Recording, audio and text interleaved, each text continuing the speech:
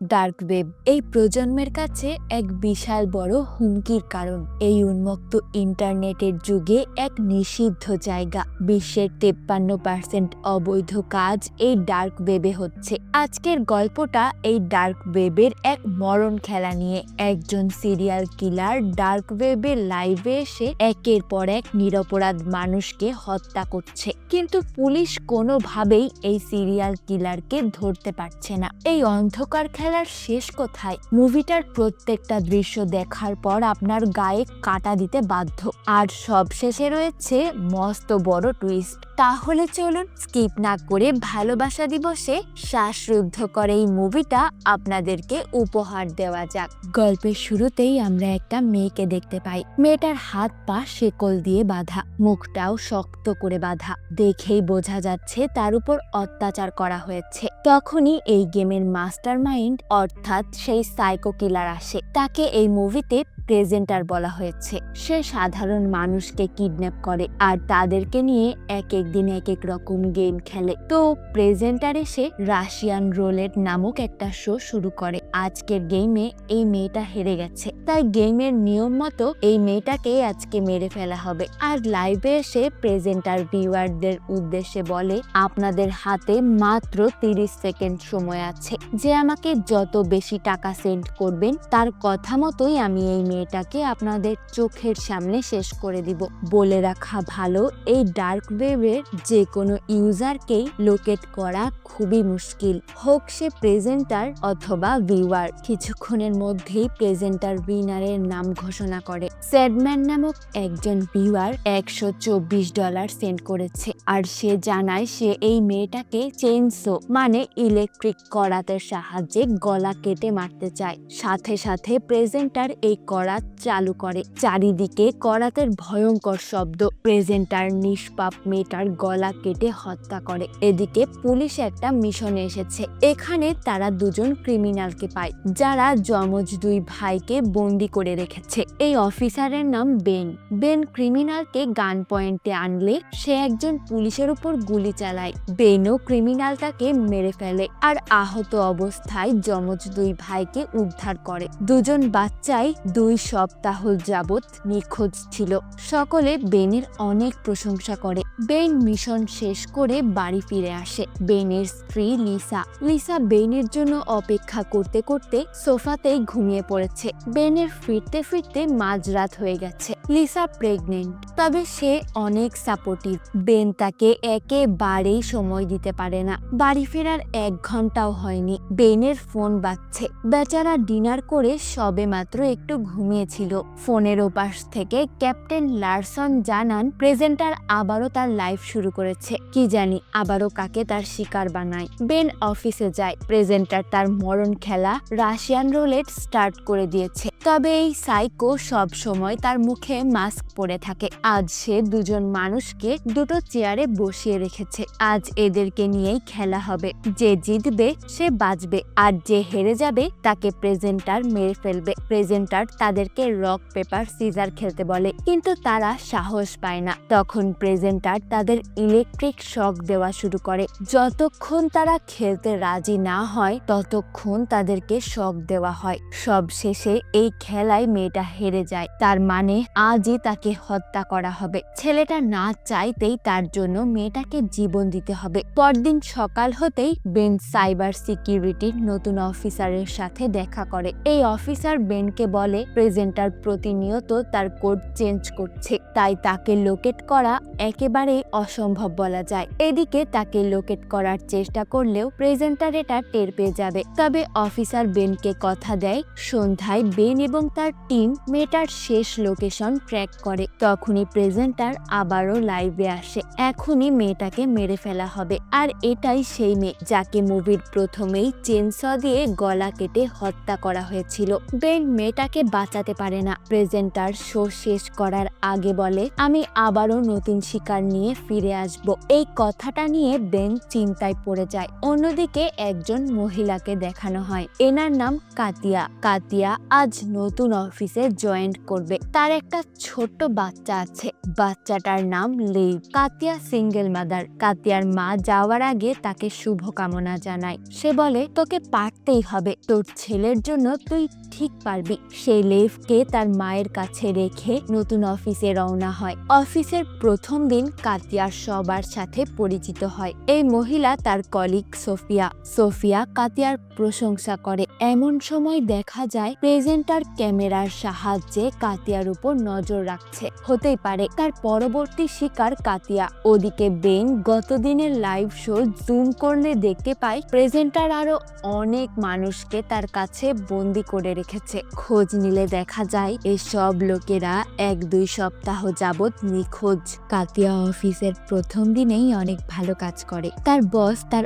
অনেক প্রশংসা করে। আসলে সোফিয়াই তাকে এই কাজগুলোতে হেল্প করেছে। তো কাতিয়ার এই সাকসেসের জন্য সোফিয়া তার কাছে ট্রিট চায়। এরপর তারা 2 কলিগ একটা রেস্টুরেন্টে ডিনার করতে আসে। প্রেজেন্টার এখনো তাদেরকে ফলো করছে। সোফিয়া কাতিয়াকে জিজ্ঞাসা করে, তোমার পরিবারে কে কে আছে? কাতিয়া বলে, আমার একটা বিড়াল বাচ্চা আছে, ওর নাম লেভ, আমার ছেলে, ওকে আমি আদর করে বিড়াল বাচ্চা বলি। আজ বিড়ালটাকে ওর নানির কাছে রেখে এসেছি। না জানি সারাদিন নানিকে কত জ্বালিয়েছে। ডিনার শেষ করে যে যার বাড়ির উদ্দেশ্যে রওনা হয়। কিন্তু কাতিয়ার মনে হচ্ছে কেউ তার পিছু নিয়েছে, কিন্তু পিছনে তো কেউ নেই। হঠাৎ অন্ধকারের মধ্যে কয়েকজন লোক এসে তার উপর অ্যাটাক করে। কাতিয়াকে তারা কিডন্যাপ করে। পরদিন সকালে বেনের ঘুম ভাঙে। সে দুঃস্বপ্ন দেখেছে। এই কেসটা নিয়ে বেন খুবই চিন্তিত, একটা ট্রমার মধ্যে আছে। এদিকে কাতিয়ার এতক্ষণে জ্ঞান ফিরেছে। তাকে একটা ঘরে বন্দি করে রাখা হয়েছে।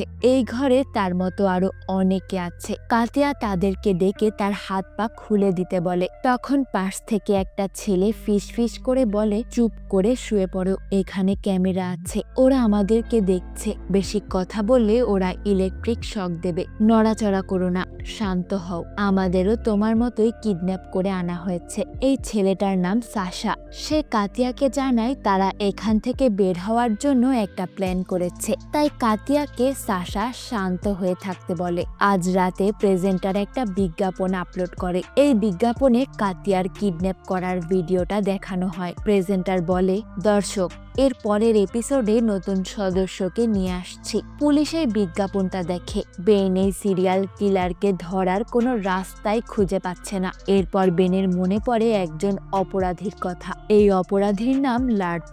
লার্জ ডার্ক ওয়েবের একজন অপরাধী। পুলিশ অনেক কাঠখড় পুড়িয়ে লার্জকে গ্রেফতার করেছিল। হয়তো লার্জ এই প্রেজেন্টার সম্পর্কে কিছু জানে। বেন লার্জকে জেরা করে। লার্জ বেনের ব্যর্থতা নিয়ে মজা করে আর বেনকে বলে, এই বেটাকে তুই কোনোভাবেই ধরতে পারবি না, এই লোক তোর নাগালের বাইরে। লার্জ বেনকে কোনো সাহায্য করতে পারে না, শুধু জানায় এই প্রেজেন্টার ডার্ক ওয়েবের সবচেয়ে ভয়ঙ্কর লোক। বেন কাতিয়ার বিষয়ে সব ইনফরমেশন কালেক্ট করে। মাঝরাতে মাস্ক পরা কিছু লোক এসে কাতিয়াকে এইখান থেকে নিয়ে যায়। আর বেন সকাল হতেই কাতিয়ার বাড়িতে যায়। কাতিয়ার মায়ের সাথে কথা বলে। কাতিয়ার মা অনেক ভেঙে পড়েছেন। বেন তাকে কথা দেয় যেভাবে হোক সে কাতিয়াকে তার কাছে ফিরিয়ে দেবে। কাতিয়ার বাড়ির থেকে ফেরার পথে বেন লক্ষ্য করে এটাই সেই জায়গা যেখান থেকে কাতিয়াকে কিডন্যাপ করা হয়েছে। সিন শিফট হলে দেখা যায় প্রেজেন্টার কাতিয়ার ইন্টারভিউ নিতে তাকে একটা রুমে এনেছে। সে কাতিয়াকে জিজ্ঞাসা করে, তোমার পছন্দের রং কি? কাতিয়া বলে লাল। প্রেজেন্টার আবারও জিজ্ঞাসা করে, পছন্দের জায়গা? কাতিয়া বলে, আমার বাড়ি। প্রেজেন্টার জিজ্ঞাসা করে, তুমি কেন বাঁচতে চাও? এবার কাতিয়া কেঁদে দেয় আর বলে, আমার ছেলের জন্য।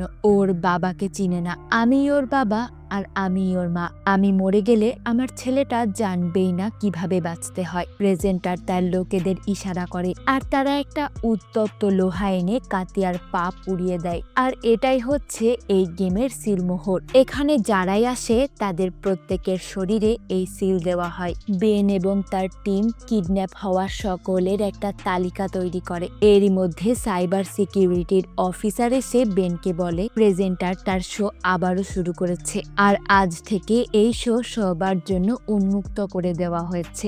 বিশ্বের বিভিন্ন প্রান্ত থেকে সব বয়সের মানুষ এই লাইভে জয়েন করে। আজ প্রেজেন্টার 6 জন মানুষকে একটা টেবিলে বসায়। 2 জনের কাছে 2টো বন্দুক দেওয়া হয়। এর মধ্যে একটা বন্দুকে গুলি আছে, তাই যে কোনো একজন মারা যাবে। তারা বন্দুক হাতে নেয় না, তাই সব সময়ের মতো ইলেকট্রিক শক দিয়ে তাদের বাধ্য করা হয়। লোক 2 জন একে অপরকে গুলি না করে নিজেদের মাথায় বন্দুক ধরে, তবে তারা কেউই মারা যায় না। এরপর আরো 2 জনের কাছে বন্দুক দেওয়া হয়, আর এবার একজন মারা যায়। আর সবশেষে এবার কাতিয়া এবং আরেকজন লোকের পালা। এই লোকটার নাম অ্যালেক্স। কাতিয়া বন্দুকের ট্রিগার চাপলে কোনো গুলি বের হয় না, মানে অ্যালেক্সের বন্দুকে গুলি আছে। অ্যালেক্স গুলি করতে পারছে না। এরপর সে সাহস করে ট্রিগার চাপতেই একটা পতাকা বেরিয়ে আসে। আজকের গেমে অ্যালেক্স হেরে গেছে, তাই পরের লাইভে দর্শকের ইচ্ছা মতো অ্যালেক্সকে মারা হবে। বেন আজও কাউকে বাঁচাতে পারে না।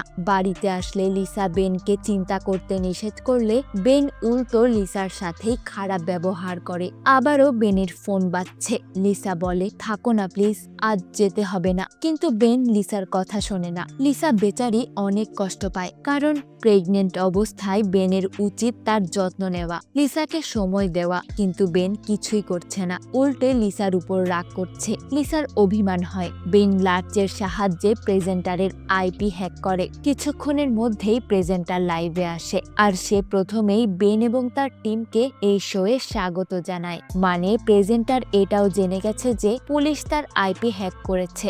আজকে একজন ভিউয়ার অ্যালেক্সকে ব্লিচ খাওয়াতে বলে। ব্লিচ হচ্ছে এক প্রকার অ্যাসিড। এটা খেলে অ্যালেক্সের খাদ্যনালী পুড়ে যাবে, আর এভাবেই সে ছটফট করতে করতে মারা যাবে। অ্যালেক্স কিছুতেই এটা খেতে চায় না। তখন তাকে একটা ইনজেকশন দেওয়া হয়। এটা একটা ড্রাগস।